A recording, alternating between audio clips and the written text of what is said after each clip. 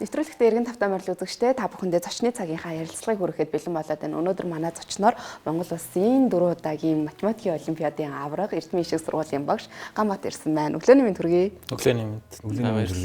Өглөөний мэнд. Монгол Улсад 4 удаагийн авраг яа. Өнөө өглөөний мэдрэмжийг сонсомоор байна л да. Та өнөө өглөөний мэдрэмж чинь бас ямар байна бидэнтэй хуваалцаач. Таны ер нь өглөө хэрхэн ажиглалт юм бэ?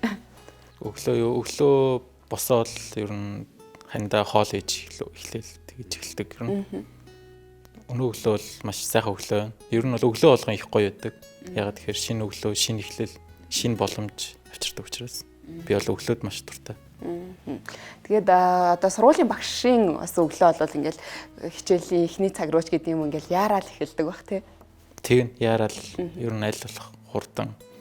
Тэгтэл өглөөнийхээ цаг болоод уучаад гардаг юм шүү дээ тий. Бидний хувьд бол одоо математикчтай ярилцж байгаа 2 дахь удаагийн бандуугаар болж байгаа. Тэгээд энэ жилийн хувьд чинь Монголын математикийн олимпиадын 60 жилийн 60 дугаар олимпиад болсон. Тэгээд гээ ботхоор маш их урт хугацааны түүх байдалтай тий. Энд бол бас амжилт гаргасан цөөнгүй хүмүүс байдаг. Багш нарын олимпиад нэг 90 хэд оноос эхлээд 30 гаруй жил болсон. Тэгээд ерөнхийдөө ийм цөөхөн тооны хүмүүс л их олон төрүүлсэн байдаг. Ер нь энэхүү олимпиадын ингээ цар хүрээг та бас ярьж өгвөл үзэгчдэд. Манай Монголын математик олимпиад чинь ер нь бол их өргөн цар хүрээтэй. Хүүхэд болгон одоо математикт дуртай хүүхэд болгон л оролцохыг хүсдэг. Тийм олимпиад болдог. Тэгээд ингээд шатандаа ингээд бас орсон аваргууд маань ингээ шигшигдэж явсараагаад улсын олимпиадад орж байгаа хэ тий. 28 баг болж ерөнхийдөө 21 аймаг. Тэгээд улаан нийслэлийн 7 баг болж дүүргүүдээр нь 28 баг өрсөлдсөн. Олимпиад болсон. Таны хувьд хэд хэдэн оны одоо олимпиадын авраг юм бэ? Он нь зааж 54, 55, 58, 60 дахь олимпиадад төрсөн. 2 жил дараасан ба ш тий. Эхний хорсон. 56, 57 дээр нөгөө ковид гээд болоогүй. Тэгэхээр ерөнхийдөө 3 дараалал. Тэгээ өнгөрсөн жил өнжөөд энэ жил тэгж төрсөн. Багш нарын олимпиадын хувьд одоо оролцогчдын тоо ер нь хэдээс хэдийн хооронд байд юм бэ? Яг улсын олимпиадад бол нэг 60 гаруй багш оролцсон энэ жил. Ерөнхийдөө манай математикийн багш нар их идэвхтэй олимпиадад оролцдог. Нэрмжтэй олимпиадууд ч гэсэн олон болдог. Улаанбаатар хотод маш олон олимпиад болдог. Ер нь сурагчдын олимпиадууд бол маш олон зохион байгуулагдаад байдаг шүү дээ тий. Тэгээ багш нарын олимпиад тэнгууд ингээ жил болго ингээ багш нар манаас өөрсдийгөө сориод бас ур чадвараа нэмэх байдлаар энэхүү олимпиадад оролцдог баг тий. Тий. Ерөнхийдөө олимпиад чинь өөр яг миний хобби юм одоо дуртай. Одоо хүн гол нь миний хувьд бол яг бүр их төрүүлэх гэж гэхээс илүү одоо кайф одоо тий хобби гоё бодлого бодож нөгөө тэр бодлого бодох хугацаанд хүн чинь нэг жижиг аялал тий тэр бодлогынхоо холбоотой ингээ аялал хийгээд ирдэг байхгүй юу. Энэ улсын олимпиадад төрүүлсэн одоо багш сурагчдын хувьд бол цаашаа бас олон улсын олимпиадуудад оролцох боломж нь хэрэг юм байна. Тий одоо сая бол сурагч нар бол яг нөгөө олон улсын олимпиадад оролцох эрхээ авч байгаа. Нөгөө өмнө нь 2 солигдсон. Сүүлийн 3 дахь сорил нь улсын олимпиадад байдаг. Тэндээс нийлбэр дүнгээр 6 одоо Монгол улсад төлөвлөх 6 сурагч эрхээ аваад. Багш нарын хувьд бол яг тийм олон улсын олимпиад байхгүй. Гэхдээ ерөнхийдөө Казахстанд тийм нэг багш дасгалжуулагчдын олон улсын олимпиад гээд нээгдсэн. Тэнд манай улсаас бас их багш нар нэлээд идэвхтэй оролцдог. Ер нь тэндээс их тогтмол амжилтууд гаргаад байгаа. Жишээ нь бас яг дасгалжуулагч ангилалд нь оролцоод төрүүлжсэн тэр. Сурагчдын маань хувьд бол цаашаа бас ингээд тэмцээн уралдаанууд нас үргэлжлээд явах юм шүү дээ. Одоо 7 сард болох олон улсын олимпиад. Таны хувьд одоо яг одоо энэ математикийн багш мэргэжилтэй юу? Үгүй яг математикч мэргэжилтэй. Мөсийн математик анги төгссөн. Бүр тусдаа математик анги гэж байдаг юм байна. Байдаг тий. Зөвхөн одоо яг багшаас илүү арай илүү жоохон л илүү үздэг. Мэргэжлийн түвшинд үздэг. Тоог бол мэргэжлийн түвшинд үздэг. Тий, яг мэргэжлээ. Одоо Эрдэнэ Ишиг сургуультай болохоор хэдээс хэдгээр ангийнхантай ажилладаг вэ? 6-аас 10 дугаар ангийн хүүхдүүд. Дунд ангийнхантайгаа. Дунд ангийнхантай. Тэгээд одоо математикч одоо яг үндсэн мэргэж шүү дээ тий. Эндээс бас яг багш болох сонголт яагаад хийгдсэн бэ? Тий, яг математикаараа бас цаашаа ажиллаж болох байсан баг судалгаа шинжилгээ хийгээд. Тэгээд миний бас багш нэг олон улсын сургуулийн захирал санал тавиад тэгээд багшлаад үзье гэж бодоод багшилж үзээд тэгэл багш болсон доо. Одоо хэдэн жил хэрэгжилж байна? Одоо 13 оноос хойш гэж чинь 11 жил. Тэгээ өнөөдрийн одоо бас ярилцлагыг үзэж байгаа хүмүүс маань илүү бас одоо математикийн талаар те хэрэглээний төвшөнд илүү сайн ойлгосоо гэж бас бодож байна л да. Тэгээ ингээ математик сонирхдаг, математикийн олимпиадад оролцдог ингээд хүүхдүүд бол ингээд нэг юм тустай те тэр санагдаад байдаг шүү дээ те. Ер нь тэгэхээр математикийн хичээлийн те үр дүн одоо амьдралд өгдөг өр өгөөжийг ер нь юу гэж боддог вэ та? Тийм ер нь өр өгөөж бас байдаг. Би бол үр өгөөжөөс нь илүү нөгөө гоо сайхан талын илүү математикийг хардаг юм уу те. Хүмүүс болохоор яг одоо үр өгөөж дээр нэг төвлөрөөд тийм акцент өгөөд идэг шүү дээ. Миний хувьд болохоор яг гоо сайхан ч юм уу яг тэр талд нь илүү төлөхийг хүсдэг. Яг математикийн гоо сайхан гэдэг чинь одоо нэг сэтгэлгээний гоо сайхан юм уу те. Одоо математик чинь ер нь тэгэл зүү тогтоол хамаарал юмсын хоорондын хамаарал гэх мэт зүйлсийг ер нь нээдэг юм уу да те.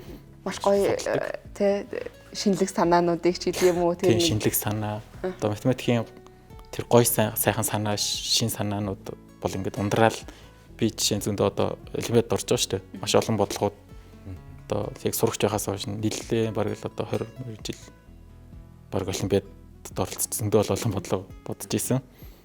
Тэгэл шин бодлогууд шин санаанууд ингээд жил болгон гарч ирэл байдаг байхгүй. Бодолтой арга хэлбэр дээр ч юм уу тий. Тэгэхээр ерөөсө дуусчихгүй юм байна гэж утсан л да математикийн тэр гоё санаа уран гоё байдал нь бол өрөөгөөж ихээс илүүтэй бүр буртай хүн байх нь шүү дээ. Одоо тэр олимпиадаар ер нь үзэж байгаагүй шин тим одоо бодлогон дээр орж ирдэг гэсэн үг үү? Тий, ер нь олимпиадуудын бодлогууд чинь аль болох одоо чи ялангуяа олон улсын түвшний олимпиадын бодлогууд нь дандаа тийм шинэлэг санаа одоо байдаг байхгүй. Өмнө нь аль болох өмнө нь тавигдж байгаагүй өмнө нь гарч исэн бодлогоудаас өөр гэх юм уу да тий. Тусгай бүр баг байдаг байхгүй. Олон улс Монголын олимпиадад ч гэсэн ер нь бодлого сонгох баг гэдэг том баг ажиллаа тэндээс гарсан тэ жил болгоны маш гоё тэр хэний ч бодоогүй бодлого гарч ирдэг байна шүү дээ тий. Одоо олон улсын олимпиадад жишээ нь нөгөө орон хүмүүс тэр бодлого сонгох комисс руу одоо бодлогоо дэвшүүлж явуулдаг. Монголоос ч гэсэн зөндөө бодлогууд дэвшүүлж явуулж исэн. Тэгээд зарим нь одоо нөгөө сонгогдоод short list гэдэг нөгөө эндээс олон улсын бодлогуудыг сонгоно гэдэг арай бага хідэн цөөн бодлогуудыг бас сонгодог байхгүй. Тэрэнд хүртэл сонгогдсон бодлого зөндөө байдаг. Бүр олон улсын төвшөндөө ч яг сонгогдсон бодлогууд бас байдаг. Тэр бодлогуудад их гоё аль болох гоё шинэлэг санаа. Ер нь бол математикт бол яг гоё тийм шин санаа, шинэлэг зүйлийг их хүсдэг юм уу да тий. Таны хувьд тэр аргачлалыг мэдж байгаа учраас одоо шууд тэр шинэ бодлого дээр одоо тэгэл аргачлаар ингээл хөөгөл бид нэг кинон дээр үзэл нэг Einstein кинон дээр идэж ингээл нэг Einstein тайлаад ингээл арга ухааныг нь олох гол тий нэг IQ-г ингээл ажиллуулаад ингээл яах юм бол гэдэг шиг л яг тийм одоо ажиллаж явна гэсэн үг шууд шинэ бодлогууд дээр одоо нэг стандарт бодлогууд ч бол яг тийм байдаг шүү дээ. Шууд томьёон дээр орлуулаад тэгдэггүй олимпиадын бодлогууд нөгөө яг үндсэн арга техникүүд гэж байгаа л да. Одоо үндсэн зарчмууд мэдээж тэр зарчмуудаас мэдээж гарна л да. Гэхдээ яг тийм шууд бүрэн арга гэж байхгүй. Ер нь бодлого болгонд одоо тохирдог арга ч юм уу те. Ийм бодлогуудыг ингэж бодно гэсэн юм ерөөсөө байдаг байх. Дандаа л ер нь шинэлэг юм да. Шинэ арга одоо шин санаа л зарим санаа нь одоо нөгөө дараа нь олон удаа би бол олимпиад ороод бодлогууд дээр бол гарч ирчээд яг чадаагүй бодлогонууд дээр анализ хийгээд үзгээд нөгөө нэг их тийм нэг жижиг санаанууд дээр хараагүй ч өнгөрсөн ч юм уу орж ирээгүй толгойд орж ирээгүй байдаг. Ер нь сүүлийн үед ингээд монголчууд маань оюуны спортод маш их амжилт гаргаж байна. За тэгээд математикийн чиглэлээр, мэдээлэл зүйн чиглэлээр бас суралцагч хүүхдүүд их өндөр амжилт гаргаад байна. Тэгэхээр энэ бас сургалтын чанар агуулгатай байна уу? Эсвэл энэ нөгөө олимпиад уралдаан тэмцээнд маш их ач холбогдол өгөөд энд бас ингээд хүүхдүүдийг маш эрчимтэйгээр бэлдэж байгаа бас байгаа ах тий. Аль онцлог байгаа ах тий. Монгол хүний бас ген тий. Одоо ийм сайхан өргөн уудам тал нутагтай байгаа учраас өргөн сэтгэх тий. Шинийг сэтгэх бас хатуу хөтөө одоо эрсдэс уур амьсгалтай нутагт амьдардаг хүмүүс чинь дасан зохицох нөгөө тийм эрсдэс уур амьсгалыг давах чадвар альбаад нэг бэлэн байх чадвар тэр чадварч байгаа. Дээрээс нь бас монголчуудын тэр одоо оюуныг дээдэлдэг өгүүлэмжлэл бас олимпиадад хүүхд болон эцэгчүүд бас их тань хэлснээр одоо сонирхож байгаа тий анхаарал хандуулдаг тэр бүх зүйлээс хамаарч одоо манай хүүхдүүдийн тий манай хүүхдүүд бол яг үнэхээр хөгжилтэй орнодоос ч илүү өндөр амжилт гаргадаг л та. Улс олимпиадуудад мянган хүүхдүүдээс шигшигдээд ирж байгаа тий тийм. Одоо хятад интер бол бас нэлээ өндөр өрсөлдөгч нар байдаг гэсэн тий. Хятад 1 2 ер нь ихний 3 золттой байж байгаа. Сүүлийн үед бол одоо өмнөд Солонгосын баг бол маш хүчтэй байгаа. Тэгээд Америк Орос мөрсөө. Манай монголчууд бол одоо хараас нь хүч төрөг орж байгаа. Тий, манайх яг 20 30 ихний 20 30 авцаа. Энд чи гэхдээ нөгөө 100 гаруй орнуудаас чинь маш том амжилт шүү дээ ер нь. 3 сая гаруй хүн амтай улсын хувьд бол маш өндөр амжилт тий. Тэгээ өндөр хөгжилтэй зарим орнууд ч гэсэн бүр хойгуур байдаг байхгүй. Тэднээс ч илүү байгаа гэсэн үг. 20 ихний 20 30 дотор байна гэж. Тэгэхээр манай хүүхдүүд бол үнэхээр амжилтыг бол сайн гаргаж чадж байгаа. Таны хувьд одоо шавнар одоо бэлдэж байгаа зү? Тийм бэлддэг. Одоо ч бэлдчихлээ. Тэгээ ер нь ингээ нөгөө олимпиадын хөтөлбөрөөр те хүүхэд илүү төлхөө бэлдэж гин өсвөл яг нөгөө нэг стандарт хичээлүүд орд юм уу? Ер нь олимпиадын хөтөлбөрөөр л. Тэгэхээр тэр нь бол бас арай нэг юм өөр байх бах те. Арай стандарт бус гэх юм да те. Стандарт бус. Ер нь тэнд орж байгаа хүүхдүүдийг яг яаж сонгож авт юм бэ? Одоо олимпиадад сонирхолтой байгаа, олимпиадад амжилт гаргах одоо магадaltaй хүүхдүүдэл бас тэр багтаа авч илүү их ажиллаж байгаа шүү дээ, тий? Тийм, хүүхдүүд ер нь тэгэл өөрсдийн дур сонирхлоор л ер нь шалгараад үлддэг л дээ. Тэгээ тэрнээс бол яг аим хөтөр шалгаад сориод тэгж шалгадаг. Тэгэл урт хугацаанд тий дуртай байгаа хүн тунаад үлддэг. Тунаад үлдэн тий. Тэгээд математикийг чинь одоо ингээл бүх шинжлэх ухааны хаан гэдэг байгаа шүү дээ тий. Тэгэд энэ ер нь математикийн хичээлд тий сайн байгаа, сонирхолтой байгаа хүмүүс бусад хичээлүүдтэй гаргаж байгаа үр дүн бусад хичээлүүд дээр гаргаж байгаа тэр зүйлс бас илүү их өндөр байдаг гэж харагдав. Тийм. Өндөр байдаг. Тийм. Нэг зүйлийг хэлэхэд нөгөө хүмүүс ер нь бол бас тийм өгдлөөс байдаг шүү дээ математик. Хинт ч байсан. Тэгээд гол нь хүмүүс өөрөө өөрсөндөө бас хүүхдүүд ч гэсэн ялангуяа түгжээ тавьчдаг. Би математиктаа дургу, би математиктаа муу гэд. Тэрнээс хинч байсан ер нь бол яг тэгэхээр сонирхоод одоо гоо сайхныг хараад мэдрээд те үзвэл математикт хинч суралцаж амжилт гарах бүрэн болцоотой гэж би боддог. Түүнээс л одоо ингэ нэг толгой муутай бай ч юм уу тий одоо ингэ математик тоо бодох гэж төрсөн хүн гэж бол байхгүй байна шүү дээ тий. Тэр нэг аргачлалыг тэр ухааныг л ингээл олгоос зарим нэг маань тий тэгээ залхуураад ингээ хажуугаар нь яваад дургуугээд орхиод байгаа бол учраас тэр аргачлал ухааныг бол хүн болгон математик бодох боломжтой гэсэн. Тулхаасаа ингээл яадаг ч тийм тий хашраад ойртдггүй ч юм уу тий. Би угаасаа чаддгүй маа гэл.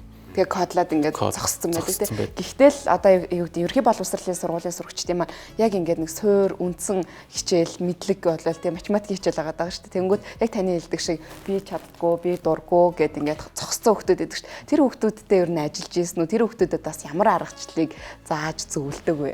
Одоо би одоо математиктаа муу байна гэд байгаа. Яаж дуртай болох вэ? Хэцүү үлдээ наа тас бол чинь яг тийм нууц жорм нууц арга бол бас байхгүй. Миний бодлоор бол яг гадна талаас нь нэг бас хүүхдэд хитрхээд тэ заагаад одоо зааварчлаад хүүхд бол яг шууд математик руу орч чадахгүй шүү дээ. Чадахгүй. Тэгэхээр ер нь үлгэрдлүүлээ тэг хамтрий тэ туслая өөрийнх нь одоо сонирхолтод түшиглээд явбал илүү дээр баг тэ. Хүүхд дотроос л баг тэр математикийн гол сайхныг мэдэрч харна гэхээс одоо би ингээл тэрийг шууд үзүүлээл ойлгуулаад дотор нь оруулж чадахгүй гэж боддог л доо. Тэгээ нөгөө хариуг нь олоодох гэл одоо тий нэг юм гаднаасаа яг тэр нэг гоё зүйлийг мэдрэхгүй одоо юу гэдэг зүй тогтлыг олж хардаг тэндээсээ ингээ гоё урам авч ингээд ахиж дэвшдэг тэр мэдрэмжүүдийг л өхөн чухал байгаа тий.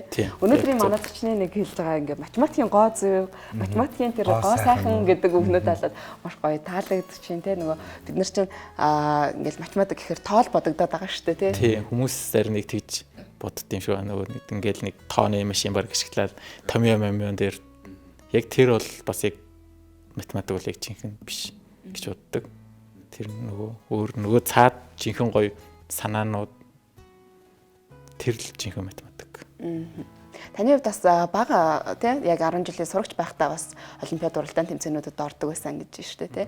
Тэр ер нь яг энэ математик дурлахад нөлөөсөн зүйл нь юу байдгийм бол? Тийм би 1-р ангиас л ер нь математик дуртай. Тэгээд нөгөө аялуулах багшийн одоо самбар дэвчсэн бодлогыг уралдаж нөгөө бус хүүхдүүдээс төрүүлж бодох гээл гүйдэг тийм л хөвтэйсэн. Тэгэл багшийн өгсөн даалгавар маалгаврыг яг л хийж бодох ч үзүүд хийдэг. 3-р ангидаа байна уу да. Олимпиад ороод төрүүлж исэн. Тэгэл тэрнээс хойш бол ингээл олимпиад гэдэг зүйл хамгийн дуртай зүйл нэг болоо. Тийм тэгээд яг 6-р ангиас энэ гүнзгийрлсэн сургалт шилжиж ороод илүү бэлтгэл олимпиадын бэлтгэлийн хийгээд төлрөөд. Тэрнээс хойш ер нь яг олимпиад тасралтгүй. Тэрнээс тасралтгүй олимпиад орсон. Оюутан байхдаа ч оюутны математик олимпиад орцдог. Олон улсын оюутны олимпиад орцдог. Тэгэл багш болоод багш нарын олимпиад орцоод төвшөндөө л ингээл. Тэр нөгөө олимпиад уралдаан тэмцээн гэдэг чинь нөгөө хүмүүстэй өрсөлдөхөө дагаагаас илүүтэйгээр нэг өөрөө өөрийнхөө одоо бол та 4 удаагийн авраг болсон юм чи өөрөө өөрийнхөө амжилтыг эвдэн гэдэг шиг л явна үстэй тамирчтай хувьд те. Тий. Одоо бол яг нэг амар өрсөлдөхөөс илүү юу чухал болоод гой сайхан тэр зүйлийг мэдрэх одоо нөгөө бодлого бодоход чинь яг төвлөрч бодоход бол нөгөө хүн чи бас нөгөө тэр нөгөө транс гэдэг үлээ өөр ертөнц рүү очдог шиг л тийм болдог л доо төрц хугацаанд. Хугацааны хувьд одоо багш нарын ангиллал дээр хэдэн минут сууд юм бэ? 3 бодлогыг 430 минут тутна. 430 минут. Бараг ажил хийж байгаа. Ажлын цаг шиг. Тэгээд цаг амждаггүй шүү дээ. 430 минут суухад 3 бодлогон дээр. Тийм. Тэр үед яасан уран бодлого байгаа. Тэгэхээр их гоё харин. Маш гоё гүн төвлөрөл байна шүү дээ. Тэр 4 цаг 30 минутанд бодоод амжихгүй гарч ийна гэдэг чинь илүү дутуу өөр юм анхаарах те одоо босоод гараад явъя ч гэдэг юм уу те. Тэр одоо миний төсөөлж байгаа одоо нэг бодлого байлаа тэр ингэ задардаг байх та ингээл задраад. Үгүй юу. Ерөөс л хариу болох. Товчхон ер нь математик олимпиадын бодлого чинь өгүүлбэр өгдөл нь их товчхон. Ер нь товчхон байвал их гоё байдаг надад бол. Угаасаа ер нь бодлогууд дандаа л тийм товчхон. Нэх их олон юм байхгүй. Ерөнхийдөө бодлогууд дандаа л батлах зүйлүүд байдаг л та. Баталж үзүүлэх. Баталгаа хийдэг. Тэрнээс нөгөө тооцч моцох хариу мариу болох юм бол бичиглэлээс илүү тархинд их ажил өрнөх нь те. Тийм. Бас бичиглэлч их яа л та чухал л та бас. Ерөнхийдөө одоо олон улсын администрт бол бичиглэл дээр их оноо бас хүүхдүүд бодсноо бичигдэж чаддгүйгээс болж хасуулдаг. Тэрнээс болж бүтэн оноог авч чадахгүй тохиолдол зөндөө. Яг тэрнээс бол толгойдоо ингэ бодцсон. Харин гарсан. Аха. Яг батлах тэр юм зөө хийцэн. Тэгээд нөгөө илэрхийлж чадаагүй гэсэн үг л дээ тий. Илэрхийлж байгаа юм. Тэр нь бас чухал байдаг. Аха. Би саяхан яг нэг таваад байна. Өнгөрсөн жил яг хүүхдийн нөгөө нэг бодож исэн чинь тэр чи юу гэлээ хариуг нь бол гаргачаад байгаа байхгүй яг нөгөө нэг шууд утгаар нь тий одоо ингэ хариу нь яг ингэ таарчаад идэг. Тэгэхээр задлаа бодохоор нөгөө задлж чаддгүй. Яг тэр шигтэй юм байдаг тий. Тайлбарлаж яахээр хэцүү байна тий. Яаж ингэ тэр үйлдэл гаргаснаа тэр үйлдлийн ихтэй наач тэгэд гарнаа гэж. Тийм хүмүүс зөндөө байдаг шүү дээ яг. Одоо бодлого өгөхөөр яг толгойдоо бодчихдаг. Тэрнээс яг яаж бодсноо ингээд нөгөө илэрхийлж чадахгүй байдаг. Тэгээ ер нь ингээ нөгөө багш хүнд ч гэсэн багш нь гэж хүн байгаа шүү дээ. Таны ер нь бас яг энэ амжилтуудад хөтөлсөн ямар багш нар байдаг вэ? Тийм манай Дархан уулын аймагт оюун гэрэл өгш байна. Тэгээ одоо тэтгэврт гарсан бас утган билэг өгш гэдэг багш нар маань байна. Тэгээд яг олимпиад руу хөтөлсөн гэвэл тэр хоёр багш маань байна. Тэгээд өмнө нь өөр бас сургуулиуд ч басан дөв багш нар байсан. Тэр багш нар маань ч гэсэн үнэхээр сайн багш нар байсан. Тийм учраас би математик дуртай хэвээрэл яв тэ байсан гэдэг чинь. Тэгэхээр одоо бол яг нэг багш нарынхаа тэ танд одоо өгсөн мэдрэмж туршлагыг бол сурагч нартаа дамжуулаад явж байгаа хэ тэ. Тийм. Тхийг л хичээдэг лээ. Одоо ингээ ажиглаж байхад ер нь ингээл шинжлэх ухааны салбар тэгээд тэр дундаа математикт бол илүү одоо хүүгүүд сонирхолтой байгаад байдаг шүү дээ. Одоо яг энэ чиг хандлага хэвээр байна уу? Эсвэл таны одоо тий суралцагч нарын дунд бас октод байна уу? Байна. Ерөнхийдөө тийм хандлага угаасаа л байдаг л та. Тэр чинь угаасаа л илэрхийл байд зүйл байдаг. Тэгээд одоо яг энэ хандлагыг жоохон өөрчлөх гээд одоо октодыг илүү математик дуртай болгохыг, сонирхолтой болгохыг үүднээс бас Европын октын хүртэл байд гэж бас зөвхөгдөж байгаа. Тэр бас албан бусаарч зөндөө багууд ордог. Одоо нийлээ бараг л ер нь олон улсын аялал байд шиг. Одоо яг хідэн оролцоо юм би сайн харсангүй. Октодыг л математик дуурлуулах гэдэг шүү дээ. Тэр бол бид миний нэг шав сая явсан. Одоо 4 хүүхс охин. Манай Монголоос сая тэр бол бид бас манай Монголын баг нэг мөнгө 2 хүрэл медаль аваад ирсэн байна. Охтын Европ охтын байд. Тэр чинь гэхдээ бас л яг л нөгөө хөгжингүү бүх орнод л орж байгаа ерөнөөсөө. Хятад юм уу? Европын бүх орнууд дээрэс нь альбан бусаар Монгол хүртэл нэмэгдээд орж байгаа байхгүй. Тэгэхээр тийм Европын юунд хүртэл ингээд өөрсдийнхөө хүсэлтээр орох боломжтой байгаа шүү дээ, тий. Тэгэхээр октод бол бас орон зай вэ шүү, тий. Тэгээд тэр олимпиадад бас одоо Монгол оролцоод өнгөрсөн жилээс тэр олимпиадад оролцох зардлыг улсаас бас таадаг болсон. Альбан ёсны олон улсын олимпиадтай адилхан. За тэгээд өнөөдөр бол бас ингээд математикийн ертөнцөөр хоёлоо бас үзэгчдийгээ тий танилцуулж ярилцлагыг одоо хичээлээ. Тэгээд магадгүй ингээд бит хоёрын асуугаагүй тий та ингээд асуугаасай математикийн талаараас нэг ийм зүйлийг бас хүмүүст хүргэмээр байдаг гэдэг хариулт байвал бас манай үзэгчтэй гоё хуваалцаач. Одоо үзэж байгаа хүмүүстэй хандаж хэлэхэд энэ гоо сайхныг бас мэдэрч үзээрэй гэж хүсэж байна. Тэ тэр заавал нөгөө нас бол хамаагүй шүү дээ. Математик суралцахад бол би бас тэгж боддог. Хүүхэд байхдаа л суралцаад өнгөрнө гэсэн зүйл байхгүй. Тэг хідэн настайтай ч хүн сурч болно шүү дээ. Тэгээ нээлтж хийж болно математикт. Одоо жишээ нь гэртээ суудаг гэрийн эзэгтэй ч гэсэн одоо гоё геометрийн нээлт хүртэл хийцэн байдаг байхгүй. Шинжлэх ухаан тэгээс том сэтгүүл хэвлүүлээд одоо жишээ нь тийм шийдэгдэг асуудлууд байдаг. Одоо жишээ нь ингээд хавтгайг төрсүүдэд хуваах муух гэсэн гоё асуудлууд байдаг. Тэр асуудлыг ихэнч одоо шийдэж чадхаар асуудал гэсэн үг байхгүй юу? Нөгөө нэг онол монл ямар шаардахгүй зөвхөн цэвэр сэтгэлгээ. Тэрийг бол хинч бас гаргаж болдог. Математик бол тийм л тэргээр бас их гоё. Тэгээ нас хамаагүй. За баярлалаа. Нэрэл бид нар чинь ингээл 10 жилдээ л тэр математик гэдэг зүйлийг үзчихээл хайчээ. Их сургуульд нэг үзээл тээ. Тэгэл өрчөө гэж боддог. Яг тэр гоо сайхан талаас нь би хүмүүс л зөвхөн тэр нөгөө үр өгөөж ч юм уу ашиг тэр талын бас их хараад байдаг. Тэрнээс илүү нөгөө төвшний бас илүү зараасай л гэж үздэг л дээ. Тэгээ өнөөдрийн бидний ярилцлагатай хамт байсан та бүхэнд баярлалаа. Үргэлжлүүлээ та бүхэн маань дараагийн хөтөлбөрөөр хүлээн авч үзнэ үү. За баярлалаа.